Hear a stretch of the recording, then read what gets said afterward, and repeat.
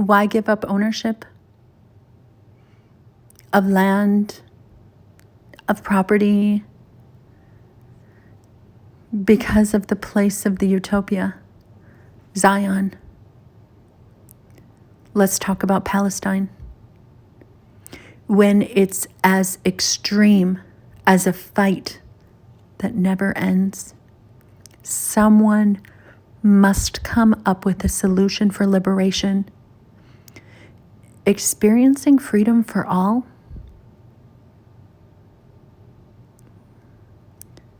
Since Adam and Eve, we've never had it, but wouldn't it be a ball?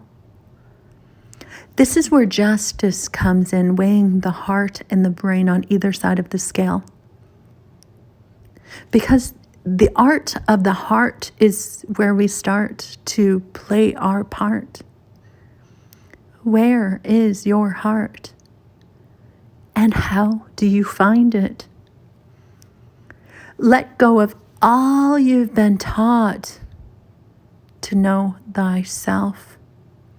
Start with the air in your lungs, taking the life breath through your nostrils and letting go of the air you've spent. Feel the air come inside you and renew each organ one by one. Life breath, pneuma, is a necessity of life, just like water, earth, and fire. The one we most often forget is the spirit, as the spirit is the energy that's invisible and the one that cannot be proven by a logical, patriarchal mind. It's the connection of the words spire and spirare, which is the connection of DNA and breath. Who are you? Not your name, but rather your being. Who did you come into this world to be but a being of light and love to everyone you meet? After all, you're made of stardust, an angel that fell to earth to have an experience. And what an amazing experience it is, especially in this time of unique transformation. Transforming and renewing our minds into the understanding of a way of simplicity and creativity. Using the advancements of our modern time for the betterment of humanity. Letting go of the artificial jobs that were created for the protection and multiplication of money, which is almost all of the work that's done today. Letting go of the artificial food that has no nutritional value. All of it is a scam that sets an artificial clock that says we must eat 3 times a day when each person is so different. Do we eat for routine or strength or survival? That's the simplest reason to go to work in an artificial job, to eat. Basic human needs are food, clothing, and shelter. Are they? Is clothing really?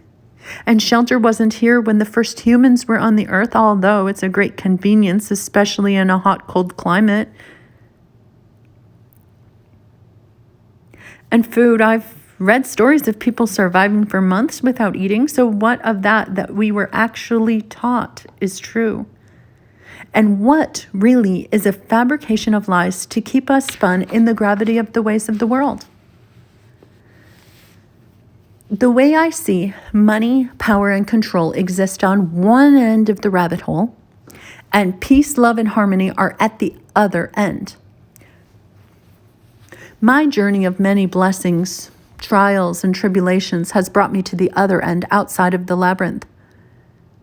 Out the other end of the rabbit hole, for I am Alice. Alice in Wonderland was a prophecy written in 1862 by Lewis Carroll, an ordained deacon whose father was a clergyman. Prophecies are written and told in all types, from holy books to myths and fairy tales and songs, books. I'm a human. I live on earth. I'm an angel. And I'm in heaven because heaven, according to all of the holy books, exists within us. A state of mind, first. The most difficult part of understanding this is where you believe those that have departed from the earthly plane exist. If you believe they now exist in a place of above the clouds, then they do. But remember that every belief has a doubt attached, and that's the difference between belief and knowing. I know otherwise. The spirit that exists within me is a powerful and magical spirit of life and love. This spiritual transformation of the collective energy force of love and peace exists, and we are ready for you to come on board this new earth. If you needed an invitation, this is it. As the Queen of Heaven, I'm welcoming you to this amazing place as we soar into the new earth and blossom into the beautiful flowers and grow into the fruits that we were meant to with love. Love replaces toxicity. Love transforms. In order to be a being of love, we must fill up our vessel with love, and that's when we're able to pour out for others. You know the saying, you can't pour from an empty cup. And it's true in every way. In order to be a great teacher, you must first be teachable. If you feel wound like the axles inside of a watch and your head spins around like it's lost and wants to be found, then look around. There are spirits alive that are waiting to share their gifts with you to assist in encouragement and uplift as we're patient and kind with you in mind. Because we realize that our lives are not greater but equivalent to, and we need you. Because you are a piece for peace. And it doesn't need to be a trigger to think bigger. We gain our sanity from the transformation of humanity. Isn't it true that the sane are viewed as insane in an insane world? Those of us that are here in heaven will be the first to understand me. Those that have experienced an awakening and pushed it down for fear of what others would think are most likely next for understanding, as they can see the large crowd stand up and say yes and back me. I've not had any formal education, as it's said, in the worldly ways, but I connect quantum loop theory to sacred geometry and a way of understanding the fourth phase of water and how we just left the age of patriarchy according to astronomy and Vedic astrology.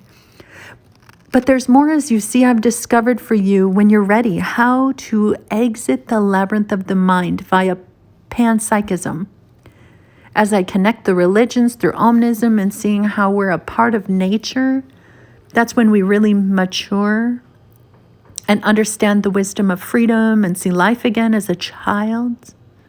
It's like tasting the sweetness of a pink cotton candy as it touches your teeth and your tongue with softness and sandy simultaneously. So align your spine and feel the breath enter into your nose and out of your mouth at the speed of the ocean waves. Because the stride of the tide is what carries us on in heaven.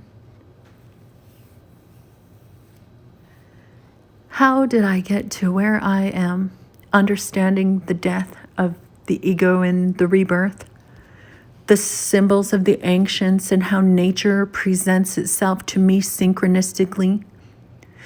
There is no other way. Our ancestors left us tools for guidance, and because of where I was born and used the given tools of the Bible and the $1 bill for guidance, the synchronicities from our ancestors don't just happen by chance. There's no such thing as a coincidence. What we're presented with in our own lives, we have the choice to view in one of two ways. Either that nothing is a miracle, or that everything is a miracle. I choose the latter of the two, and as I do, my life unfolds in a way that I could not have run toward if I tried. it happens in a way that captivates me to the fullest and allows me to share with you all the pain and the triumphs, hoping that you too are one of the ones that shares your story of pain into gain as we establish the new way to experience life again. I say it this way because what's happened before will happen again. There's nothing new under the sun, and where everyone should be in heaven. It's where everyone can be. After all, what's an economy and who benefits but the ones that are pulling the strings? Just like a casino that never loses because they set the rules to control the wins and losses. Set us free. Let us be. We will do the work that needs to be done for free. And we promise to be fair and just as we understand that is a must. The more we hate, we lessen our fate. The new school will be a lesson in karma and dharma, and an understanding of the interconnectedness, wholeness of all men.